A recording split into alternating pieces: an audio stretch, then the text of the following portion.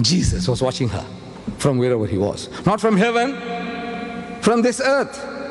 You see, this tomb was a privately owned property belonging to Joseph of Arimathea, a very rich, influential Jewish disciple of Jesus, who could afford to carve out this big roomy chamber, a sepulchre for himself. Around this sepulchre he had his vegetable garden and his country home, where he went for his holidays, for the weekends with his family.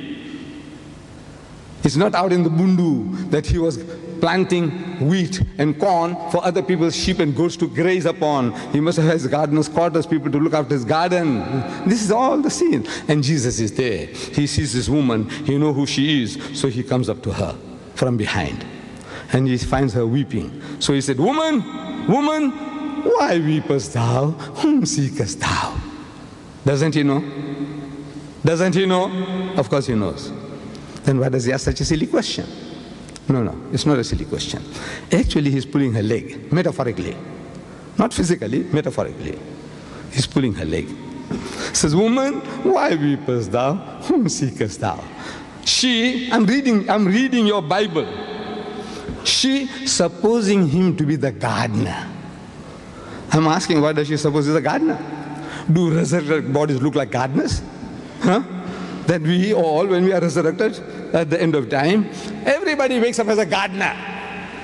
So the wife doesn't know that whether this is a husband or father or grandfather, everybody is a gardener. Her son, she doesn't know who's who. Is that how it is?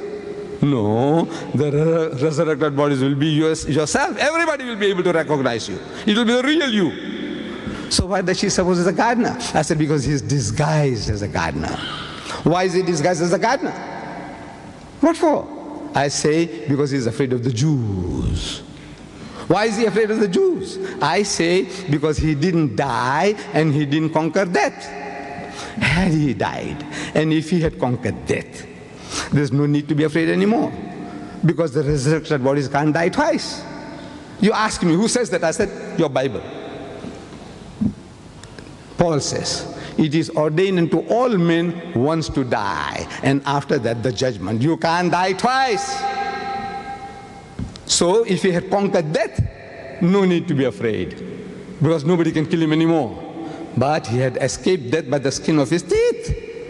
If he gets caught, they'll make doubly sure, the Jews make doubly sure that they kill him. So he's disguised as a gardener. She's supposing him to be the gardener. Says, "Sir, if you have taken him hence, tell me, where have you laid him? To rest, to relax, to recuperate, not where have you buried him? So that I might take him away. I alone, one frail Jewess, carrying away a dead rotting corpse of at least 160 pounds, not like me, I'm 200. Not like me. Jesus, a sturdy, muscular young man, 160 at least, with 100 pounds weight of medical, make him 260. Can you imagine this Jewess carrying this rotting corpse like an American superwoman? She could do. I said, take him and carry him and take him where? Bury him as a who dug the grave. To bury, carrying is one thing, 260 pounds. Maybe this superwoman, she can do it. But to bury him, she'll have to dump him in a hole. Does it make sense? She's going to dump him in a hole. Does that make sense?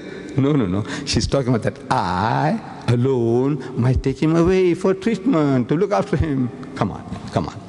My dear brothers and sisters, look, each and everything, every verse, I'm telling you now, I give you 30 different reasons from the Bible that Jesus didn't die. He was alive. 30 different reasons from the Bible. I have written a book called Crucifixion or Crucifixion. I don't know whether it's available in this country, but you write to me, you should get it. Or in my volume 2 of the choice, you should get it.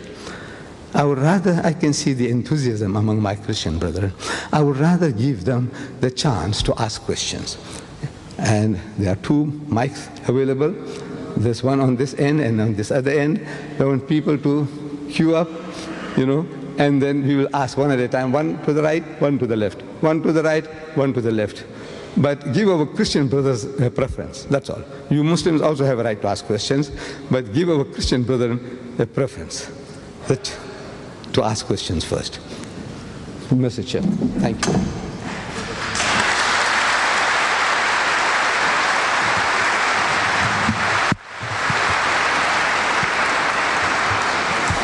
Thank you. To start question time, would you please queue along the outside aisle? So once again, I'd ask you all to show your appreciation. Some takbir for Sheikh Deedat. Allahu Akbar. Allahu Akbar. Allahu Akbar. Well, we have a number of people ready to ask questions. I'll hand the microphone over to the Sheikh. Which side do you want to take first? We'll take, because this brother happened to be the first.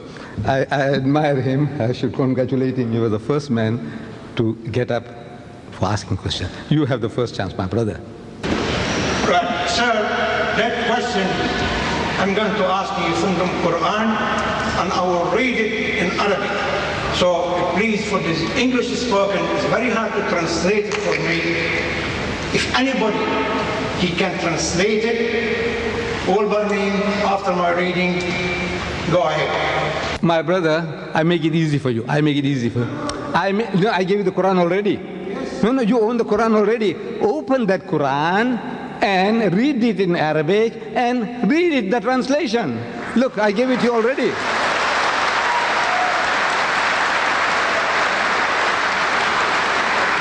Be fair. Look, I give you time. I give you a chance. I give you a chance. You get that Quran, find that verse, read it in Arabic, and give them the translation. You do that.